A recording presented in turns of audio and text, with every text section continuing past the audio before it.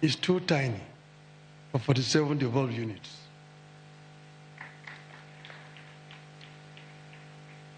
We are just 5 short of the United States, which is a continent. Nigeria, with over 200 million people, has got 34 plus Abuja. South Africa has got 9 provinces. I won't advocate for abolition of any county, but I believe we are ripe for a 3-tier system that has county, regional, and national governments. I believe the articles introduced in the Constitution to strengthen the provincial administration need to be reviewed with a view to abolishing the system.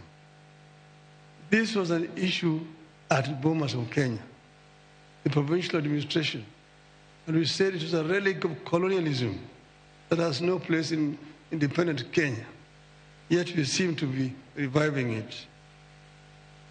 We equally need a review of all the laws that create national institutions and funds for functions better performed by county governments. We are not opposed to implementing projects at the constituency. But under this constitution, constituency is not a devolved unit. Devolution has 2 levels, national and county levels. It is not right for the national government to jump the county government and create another unit below the county government where you call it NG. It is not necessary. Work through the county government. The money that you are giving to the people to go and implement projects at the constituency, give it to the counties.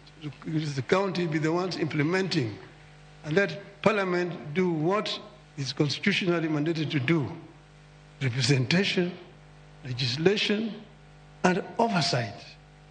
Because if you are yourself a contractor and you are a member of Parliament, who is oversighting you?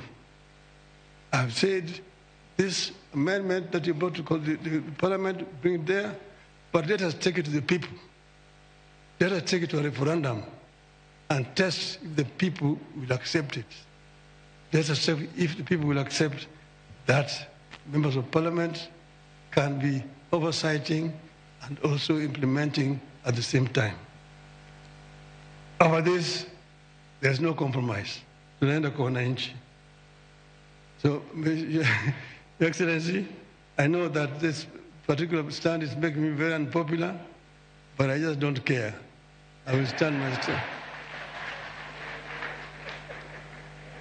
I will stand my ground on this particular issue.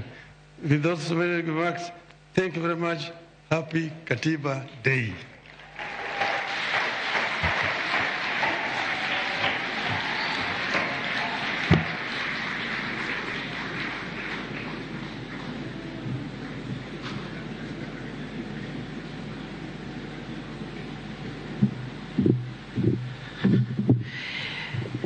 In this room, only His Excellency Raila Odinga can get away with